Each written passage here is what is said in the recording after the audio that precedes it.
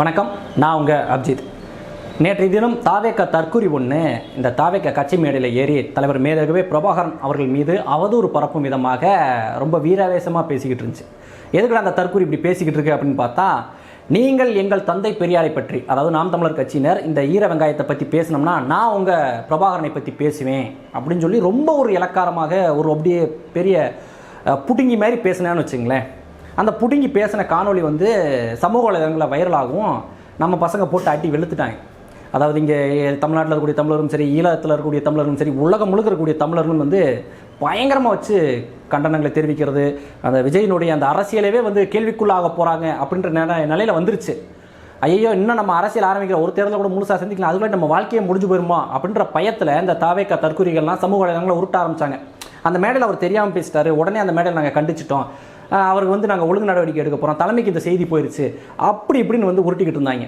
இந்த நிலையில் அந்த பேசிச்சல், அந்த தற்குறி, பெரிய வீராவேசமாக பேசிச்சல் அந்த தற்குறி வீடியோ போட்டிருக்கு. அந்த இடத்துல நான் ஒரு புரிதல் இல்லாமல் பேசிட்டேன், நான் சீமான் அவர்களுக்கு பதில் சொல்லணும் அப்படின்றதுக்காக அப்படி பேசிட்டேன், தலைவரை பற்றி எனக்கும் நல்லா தெரியும், நானும் உணர்ந்தவன் தான், நான் எங்கேயும் இப்படி பேசலை, ஒரு ஃப்ளோவில் அப்படி பேசிட்டேன் அப்படின்னு சொல்லி அதுவும் ஒரு உருட்டி ஒரு வீடியோ போட்டிருக்கு. இவங்க 1000 நாள் உருட்டினாலும் 1000 தான் அதுக்கு விளக்கம் கொடுத்தாலும் இவர்களுடைய நோக்கம் என்ன, இவங்க எதை நோக்கி இந்த அரசியலில் நகர்த்திக்கிட்டு இருக்காங்க அப்படின்றத பற்றி தான் இந்த பதிவில் நம்ம பார்க்க போகிறோம்.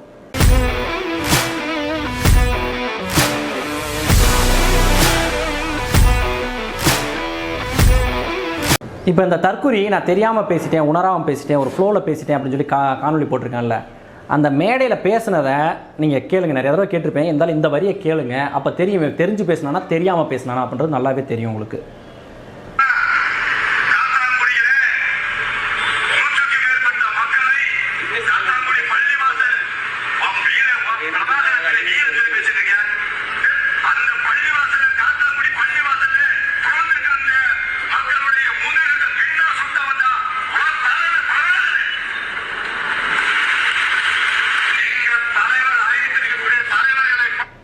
பேசுனதை நீங்களே கேட்டிருப்பீங்க. இந்த தற்குறி மேடையில் பேசும்போது தலைவர் அவர்கள் குறித்து ஏதோ வாய் தவறி ஒருமையில் பேசியிருந்தாலும் இல்லை அவனையவனையும் பேசியிருந்தா கூட இந்த தற்குறிடா இவங்களுக்கு அறிவே கிடையாது, இப்படி தான் பேசி திருப்பாங்க, போய் தொலைங்கடா அப்படின்னு சொல்லி நம்ம விட்டுருக்கலாம். ஆனால் திட்டமிட்டு தலைவர் மீது ஏதாவது ஒரு அவப்பெயரை ஏற்படுத்த வேண்டும் அப்படின்றதுக்காக தேடி கண்டுபிடிச்சி இந்த காத்தான்குடி படுகொலை குறித்து பேசுகிறான்னா இது ஏதோ தெரியாமல் பேசுனதோ எல்லாம் கிடையாது, திட்டமிட்டு பேசுனது. எப்படியாவது நாம் தமிழர் கட்சியின் மீதும் தலைவர் பிரபாகரன் மீதும் விடுதலை புலிகள் மீதும் ஒரு அவதூறை தமிழ்நாட்டில் பரப்பியே தீரணும் அப்படின்ட்டு திட்டமிட்டு பேசுனது தான். மிக தெளிவாக இருக்குது. அப்படியே நல்லா தேடி கண்டுபிடிச்சி எடுத்துகிட்டு தான் பேசியிருக்கான். இப்போ இந்த வீடியோ வைரலாகி அடி வலுவாக விழுந்தால் இன்றைக்கி மன்னிப்பு கேட்குறான்ல, மன்னிச்சுங்க தெரியாமல் பேசிட்டேன், வாய் தவறி பேசிட்டேன், சீமானுக்கு பதில் கொடுக்கறதுக்காக தான் நான் அதை பேசினேன் அப்படின்லாம் சப்பக்கட்டு கட்டுறாங்களே. நேற்றைய தினம் என்ன பண்ணிக்கிட்டு இருந்தாங்க, இந்த வீடியோ இருக்கு இல்லையா, அவன் மேடையில் பேசின வீடியோ வைரல் ஆகும்போது இந்த தாவேக்கா தற்குறிகள் எல்லாருமே அவனுக்கு முட்டு கொடுத்தாங்க. கீழே பார்த்தீங்களா, அது உண்மைதான், என்னவா இவரை தலைவரை ஆபாசமாக பேசின நிறைய பதிவுகள் இருக்குது. இந்த விர்ச்சுவல் வாரிசுன்னு இல்லை, இந்த விஜய் ரசிகர்லாம் இந்த விர்ச்சுவல் வாரிசுன்னு சொல்லி சமூக வலைதளம் கம்பு சுற்றுவாங்க. அவங்க பூரா பார்த்தீங்கன்னா அவனுக்கு முட்டு கொடுத்து பதிவு போட்டுக்கிட்டே இருந்தாங்க. அதில் பார்த்தீங்கன்னா அண்ணன் சீமான் அவர்கள் பேசின தொடக்க காலகட்டத்தில் பேசின ஒரு காணொலி, அப்புறம் பழனி பாபா பெருமதிப்பிற்குரிய பழனி பாபா அவர்கள் பேசின ஒரு காணொலி, அப்புறம் அந்த கருணா இனத்துரோகி கருணா கொடுத்த ஒரு இன்டர்வியூ, இதெல்லாம் எடுத்து போட்டு பாருங்கள், இதெல்லாம் பேசியிருக்காங்க பாருங்கள் அப்படின்னு சொல்லி அவன் பேசினது சரிதான், இவர் ஒரு கொலையாளி தான், இவர் திட்டமிட்டு தான் பண்ணார் அப்படின்னு சொல்லி தலைவர் மீது அவதூறு பரப்பக்கூடிய வேலைகளை நேற்று முழுக்க அவங்க பண்ணிக்கிட்டே தான், இன்னமும் பண்ணிட்டு தான் இருக்காங்க. சமூக வலைதளம் முழுக்க இந்த தாவேக்கா தற்குறிகள் பண்ணிட்டு இருக்காங்க. இன்னைக்கு இந்த மேடையில் பேசுறது ரொம்ப பெரிய வைரலானதுனால ஏதோ நம்ம அரசியலுக்கு பிரச்சனைடா, தேவையில்லாத விஷயத்தை தொட்டுட்டோம்டா அப்படின்றதுக்காக ஒரு ஒப்புக்கு தான் இவங்க மன்னிப்பு கேட்கல, தெரியாமல் பேசிட்டுன்னு சொல்லி சப்பக்கட்டு கட்டுறாங்களே தவிர இவங்களோட மனசு முழுக்க வன்மம் தான் இருக்குது. அதை நீங்கள் சமூக வலைதளங்கள் இவங்களோட இந்த தாவேக்கா தற்குறிகளுடைய அந்த விர்ச்சுவல் வாரிசுடைய ஐடிக்களை எடுத்து பார்த்தாலே தெரியும். அதில் நிறைய பேர் இந்த கருணா பேசுனதை எடுத்து போட்டிருக்காங்க. அதில் கருணாவே தெளிவாக சொல்கிறான், அவனே ஒரு இனத்துரோகியே சொல்கிறான், இதுக்கும் தலைவருக்கு எந்த சம்மந்தம் கிடையாது, தலைவருக்கு இது குறித்து நான் எந்த இதுவும் தகவலும் போல, அதன் பிறகு அதில் சம்மந்தப்பட்டவங்களை தெரிஞ்சவங்களாம் அவர் தண்டனை கொடுத்தாரு அப்படின்னு சொல்லி இனத்துரோகி சொல்கிறான். இனத்துரோகி கூட தலைவர் மீது இந்த குற்றச்சாட்டை வைக்கலடா. அந்த இனத்துரோகிக்கு இருக்க கொஞ்சபட்ச நேர்மை கூட இந்த தாவேக்க தற்குறிகள்கிட்ட இல்லைன்னா இவங்கெல்லாம் என்ன மாதிரியான மனுஷ ஜென்மம் அப்படின்றது எனக்கு புரியல. ஐயா பழனி பாபா அவர்கள் பேசினதை எடுத்து போகிறாங்க அந்த காத்தான்குடி சம்பவம் குறித்து. அந்த காலகட்டத்தில் எல்லாருமே அப்படி தான் நம்பினாங்க. அதன் பிறகு இந்த கருணா செய்த துரோகம் வெளிவந்த பிறகு தான் இது சிங்கள அரசினுடைய சதி செயல் அப்படின்றது பிற்காலத்தில் தான் எல்லாருக்குமே தெரிய வந்துச்சு. அந்த சம்பவம் நடந்தபோது எல்லாருமே அது புலிகளின் மீது அந்த பழி என்பதே ஒழிஞ்சுச்சு. பிற்காலத்தில் தான் அது ஒரு சதி செயல், இது கருணாவும் சிங்கள இராணுவம் சேர்ந்து பண்ணது அப்படின்றது பிற்காலத்தில் தான் தெரிய வந்துச்சு. அதன் பிறகு எல்லோருமே அதுக்கு நிறைய விளக்கம் கொடுத்தாச்சு, அதுக்கு போதுமான அளவு தகவல்கள் எல்லாமே கொடுத்தாச்சு. இத்தனை ஆண்டுகளுக்கு பின்னாடி அதெல்லாம் எடுத்து போட்டு பார்த்தீங்களா இப்படிப்பட்ட ஆள்னு சொல்லி இவங்க வந்து இவங்களுக்கான ஒரு அரசியலை கட்டமைக்கிறாங்க அப்படின்னா இவங்களுடைய நோக்கம் என்னவா இருக்கும் அப்படின்றத யோசிச்சு பாருங்க. அவ்வளோ பாசமாக இவங்களுக்குலாம் பெரியார் மேலே. பெரியார் வந்து அவ்வளோ மனித புனிதரா இல்லை, இவங்கெல்லாம் அப்படியே பெரியாரை கரைச்சி குடிச்சு வந்தவங்க அரசியலுக்கு. இந்த பேசிச்சுல நான் எங்கள் தந்தை பெரிய அந்த நாயை கூப்பிட்டு கேள்வி கேட்டோம்னா பெரியார் என்ன பேசுகிறார் அப்படின்னு கேட்டால் எந்த வருஷத்தில் என்ன பேசினா ஒன்றுமே தெரியாது. இருந்தாலும் ஏன் பேசுகிறாங்க? அவங்களுக்கு பெரியார பேசினதெல்லாம் இங்கே இல்லை, நாம் தமிழர் கட்சியின் மீதும் தமிழ் தேசியத்தின் மீதும் தலைவர் மீது இப்படியே வன்மத்தை கொட்டணும், அதுக்காக இறக்கி விடப்பட்ட நபர்கள் தான் இவர்கள். அதை அவங்க சமூக வலைதள பதிவை பார்த்தாலே நம்மளுக்கு நல்லா தெளிவாக தெரியுது. இன்னைக்கு வரைக்கும் இந்த ஈவே ராமசாமியினுடைய காப்பி ரைட்டை வச்சிருக்கிறது யாருன்னா இந்த திமுக தீக குரூப்பு தான். அவங்களே நம்ம என்னதான் இந்த ஈவே ராமசாமியை போட்டு பொலன்னு பொழந்தாலும் நாம் தமிழர் கட்சியை பற்றி திட்டுவாங்க. அண்ணன் சீமான் அவர்களை ஆபாசமாக கூட திட்டிருக்காங்க, அவங்க வீட்டு பெண்களை குறித்து கூட பேசிடுவாங்க. ஆனால் தலைவர் குறித்து ஒரு வார்த்தை வாயை திறக்க மாட்டாங்க. அவங்களுக்கு தெரியும், அவங்களுக்கு நல்லா தெளிவாக தெரியும், தலைவரை தொட்டோம்னா நம்ம கெட்டோம்னா அவங்க பக்கம் போயிடவே கூடாது. இவங்க நம்ம நாம் தமிழர் கட்சி சீமானு இடும்பவனம் கார்த்தி சாட்டை இந்த லைன்லேயே நம்ம இருந்துக்கணும்டா அப்படின்றது நல்லா தெரியும்.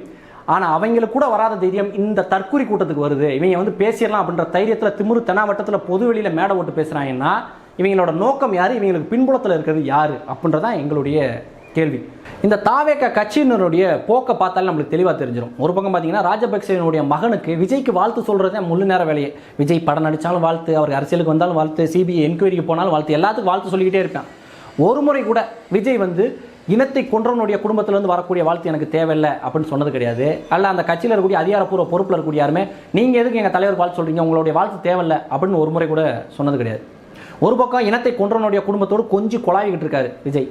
இன்னொரு பக்கம் இனத்தை கொள்வதற்கு துணை போன இந்த காங்கிரஸ் கட்சியோடு எப்படியாவது கூட்டணியை வைத்து விடும், எப்படியாவது அவங்க கூட கூட்டணியை வச்சு நம்ம தேர்தலை சந்திக்கணும் அப்படின்றதுக்காக இந்த கறிக்கடையை வெறிக்க பார்த்துக்கிட்டு இருங்களேன் நாய், அந்த மாதிரி நாய் மாதிரி நாக்க தொங்க போட்டு உட்காந்துருக்காங்க. எப்படியாவது திமுக கூட்டணியிலேருந்து காங்கிரஸ் வெளியே வந்துடாதா அப்படின்னு சொல்லி இந்த கூட்டணி கதவை திறந்து வைப்பாங்கல்ல. இவங்க கூட்டணி கதவை மட்டும் இல்லை, கூரை முத கொண்டு பிச்சு வச்சிருக்காங்க, எப்படியாவது காங்கிரஸ் வந்துடாதா அப்படின்றதுக்காக. அப்போ இவர்களெல்லாம் யாருக்கான அரசியல் பண்ணுறாங்க? இவங்களுடைய பிழைப்புவாதத்துக்காக மட்டும்தான் அரசியல் பண்ணுறாங்க. அந்த பிழைப்புவாதத்துக்கு அச்சுறுத்தலை வந்தால் யார் என்னன்னு பார்க்க மாட்டாங்க. இவங்களுக்கு வந்து ஈழத்தில் என்ன நடந்துச்சு, அங்கே தாய்மார்களுக்கு என்ன நடந்துச்சு, தலைவரும் அங்கே இருக்கக்கூடிய மாவீரர்களும் விடுதலை புலிகளும் என்ன தியாகங்களை பண்ணாங்க, சர்வதேச என்ன சதி பண்ணுச்சு, சிங்கள இராணுவங்கள் என்ன பண்ணுச்சு, கர்ணா என்ன துரோகங்கள் பண்ணா, இது எது குறித்தும் அவங்களுக்கு கவலையே கிடையாது. எப்படியாவது ஆட்சி அதிகாரத்தை கைப்பற்ற வேண்டும், இந்த சினிமா அந்த மோகத்தை அந்த போதையை காட்டி எப்படியாவது இந்த விஜய்ன்ற ஒரு தனி மனிதனை ஒரு அயோக்கியனை முன்னிறுத்தி அரசியல் பண்ணிடணும், ஜெயிச்சணும் அப்படின்றது மட்டும்தான் இவங்களுடைய நோக்கமே தவிர மற்றபடி மக்களை பற்றியோ ஈழ உறவுகளை பற்றியோ உலக தமிழர்கள் பற்றியோ எதை பற்றி இவங்களுக்கு துளியும் கவலை இல்லை அப்படின்றது தான் இந்த 2 நாளில் அம்பலப்பட்டு போய் நிற்கிறாங்க. இதில் அவன் கேட்ட ஒரு கேள்வி இருக்கு பாருங்க, அதுதான் என்னை இன்னும் கொடுத்தது. இந்த காணொலி போடுவதற்கே அதுதான் முக்கியமான காரணம். ஒரு பிரபாகரனை மாவீரன்னு சொல்கிற முதல்ல சுட்டவனா அப்படின்னா, ஏன் புலிகள் மௌனிக்கப்பட்டாங்க, ஏன் புலிகள் வீழ்த்தப்பட்டாங்கன்னு தெரியுமா? அவங்களுடைய நேர்மையினால தான் அந்த புலிகள் வீழ்த்தப்பட்டாங்க. அந்த அவங்களுடைய கட்டுப்பாடு, அந்த இராணுவ கட்டுப்பாடு எந்த அளவுக்கு உறுதியாக இருந்துச்சுன்னு தெரியுமா? சிங்கள இராணுவ வீரனாகவே இருந்தாலும் சரி, அவன் கையில் ஆயுதமே இருந்தாலும் சரி, அவன் உணவு உண்ணும்போது அவனை தாக்கக்கூடாது, அவன் நீர் இருந்தும்போது அவனை தாக்கக்கூடாது. முக்கியமாக இயற்கை உபாதை ஏதோ மலம் கழிக்கிறான், சிறுநீர் கழிக்கிறான்னா அந்த நேரத்தில் அவனை தாக்கவே கூடாது. அதே போல் வயதானவர்களை தாக்கக்கூடாது, நிராயுதபாணிகளை தாக்கக்கூடாது, பெண்களை தாக்கக்கூடாது, குழந்தைகளை தாக்கக்கூடாது அப்படின்ற விதிகள் இருந்துச்சு.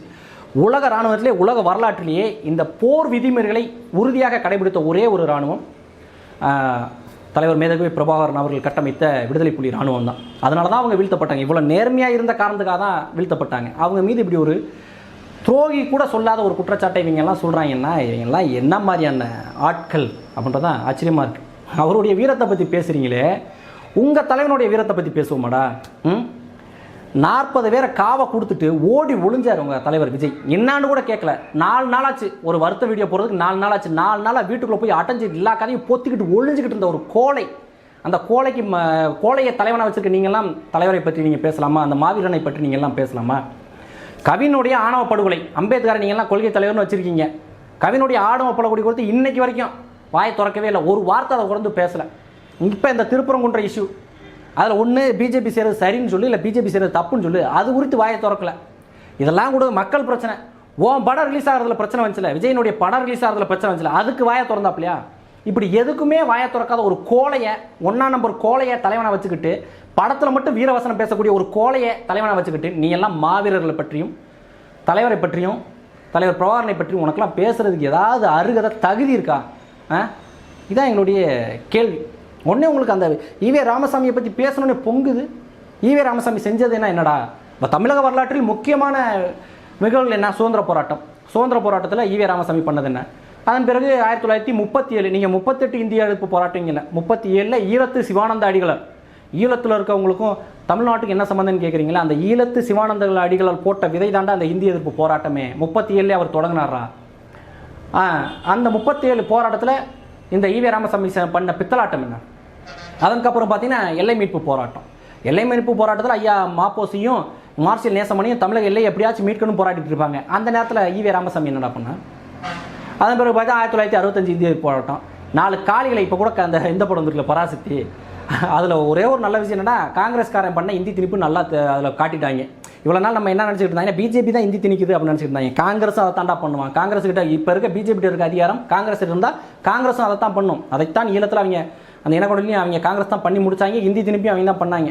இந்த பராசக்தி படத்தினால நடந்த ஒரே ஒரு நல்ல விஷயம் அதுதான். அந்த 1965 இந்திய எதிர்ப்பு போராட்டத்தின் போது என்ன சொன்னார், 4 காளிகளை சுற்றிருந்தா இந்த போராட்டம் அடங்கியிருக்கும் அப்படின்னு சொன்னாப்புல.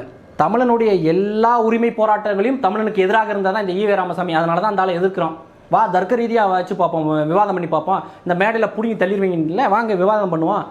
இன்றளவும் நாம் தமிழர் கட்சி பிள்ளைகள் முன்வைக்கக்கூடிய கேள்விகளுக்கு ஒரிஜினல் ஓனர் இருக்காங்க பார்த்தியா, ஈவே ராமசாமிக்கு ஒரிஜினல் காப்பிரைட் வச்சிருக்கனாலே பதில் சொல்ல முடியல. இந்த தற்கொலைக்கு நேற்று பெஞ்சு மலையில் முளைச்ச காணா இவங்களுக்கு அவங்க கொள்கை தலைவர் 5 பேரை சொல்லுங்கடானா தெரியாது. இவங்க வந்து அப்படியே ஈவே ராமசாமிக்கு போங்கிறாங்க. இதெல்லாம் அதான் சொல்லலை, இவங்களுக்கு ஈவே ராமசாமி மேலாம் பற்று கிடையாது.